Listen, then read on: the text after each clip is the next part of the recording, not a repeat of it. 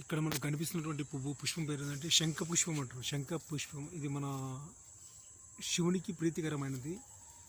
దీంట్లో నలుపు రంగు కూడా ఉంటుంది, ఇది తెలుపు రంగు, కొన్ని రకాలుగా ఎర్ర కలర్ కూడా ఉన్నది. అయితే ఇక్కడ మన విత్తనము మన అనపకాయ అంటాం చూడు, అనపకాయ లాగా ఉంటుంది.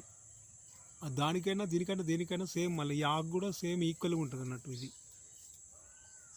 ఇది పూజ, మన శివ పూజకు ఎక్కువ వాడుతుంటారు.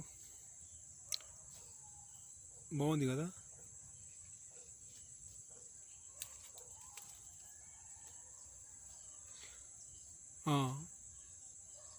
అయితే మరొకటి ఏంటంటే